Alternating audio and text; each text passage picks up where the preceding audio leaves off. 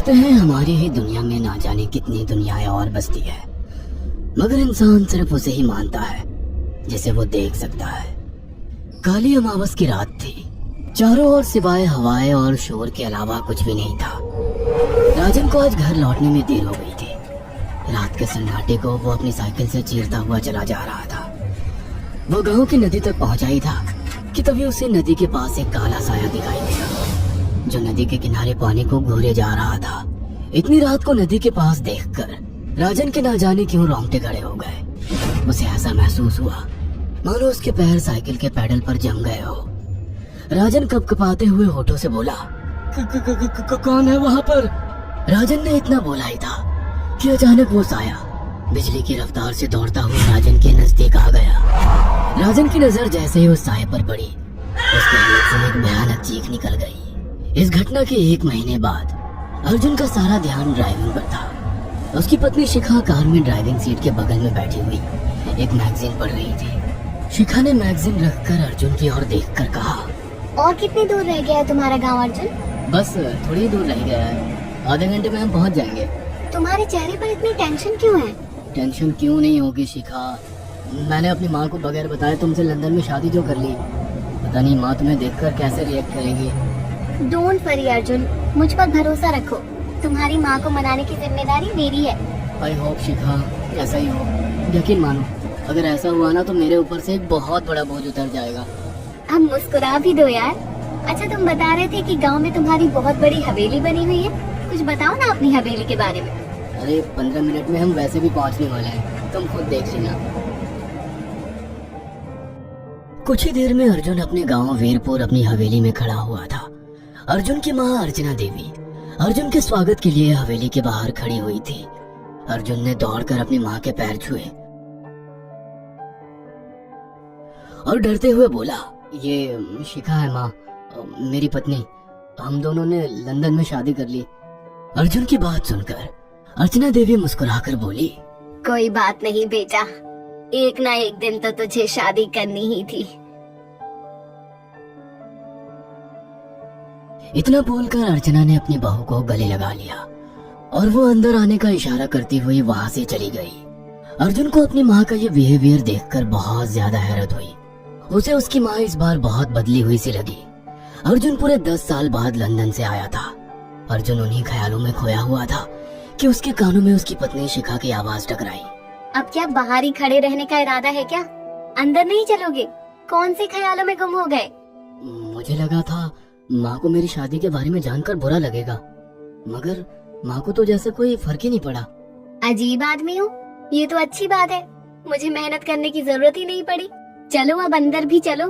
अर्जुन और शिखा अंदर की ओर चले गए। अर्जुन ने देखा कि उसकी हवेली में सन्नाटा पसरा हुआ था। उसे याद था कि उसकी हवेली में बहुत सारे नौकर चाकर हुआ करते थे। डाइनिंग टेबल पर डिनर के दौरान अर्जुन अपनी माँ से जो बोला वो सुन उसकी पत्नी शिखा और रहस्यमय अंदाज में मुस्कुराकर लगातार देखे जा रही थी। माँ, हवेली के सारे नौकर कहाँ गए? मैंने सबको छुट्टी दे दी बेटा। लेकिन क्यों माँ, तुम्हें तो काम करने में बहुत ज्यादा तकलीफ होती होगी। नहीं बेटा, मुझे कोई तकलीफ नहीं होती। कुछ वक्त से मुझे सुकून और सन्नाटा अच्छा लगता है।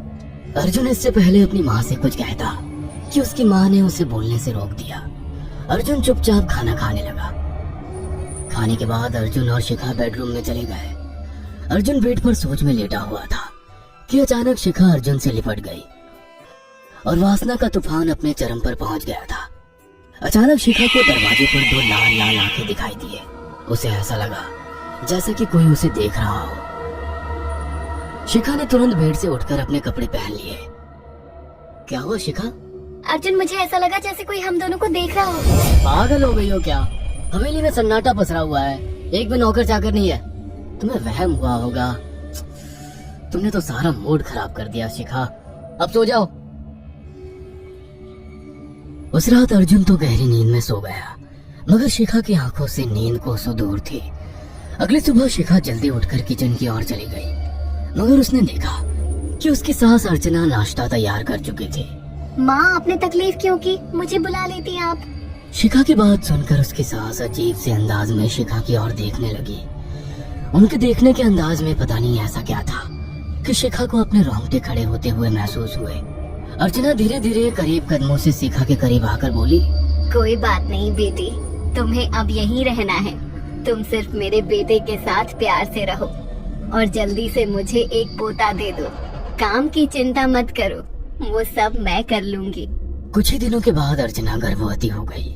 उसे हवेली में रहते हुए 6 महीने से ज्यादा वक्त हो चुका था और इन 6 महीनों में उसने नोट किया कि जब से वो गर्भवती हुई है, उसकी सास अचानक से आकर उसके पेट पर हाथ फेरने लगती और अजीब से अंदाज में उसके पेट को घूरने लगती। शिखा ने तंग आकर अर्जुन से कहा, अर्जुन, मुझे तुम्हारी माँ का बिहेवियर बड़ा अजीब लगता है। तुम्हारी माँ जब देखो मेरे पेट पर आकर हाथ फेरती रहती है। अरे माँ को अपने पोते के आने का बेसब्री से इंतजार है शिखा, इसमें अजीब लगने वाली क्या बात है? मैं तुम्हें कैसे समझाऊं? मैंने माँ की आंखों में एक अजीब सी चमक देखी है। कैसी चमक? शिखा के मुंह से अचानक से एक अल्फाज निकल गया, जैसे किसी डायन की आंखों में होती है। शिखा की बात सुनकर अर्जुन का गुस्सा 7वें आसमान पर पहुंच गया। वो गुस्से से चीखते हुए बोला, खबरदार शिखा, आगे एक शब्द मेरी माँ के खिलाफ मत निकालना, नहीं तो मुझसे बुरा कोई नहीं होगा। तुम्हें शर्म आनी चाहिए शिखा। जब से तुम यहाँ पर आई हो तब से मेरी माँ तुम्हारी कितनी चिंता करती है। वह तुम्हें समय से खुद नाश्ता बनाकर देती है, खाना देती है, यहाँ तक कि हवेली की साफ सफाई भी वो अकेली करती है। क्या बोलूं अब तुमसे, शर्म आती है मुझे तुम्हें अपनी पत्नी कहते हुए।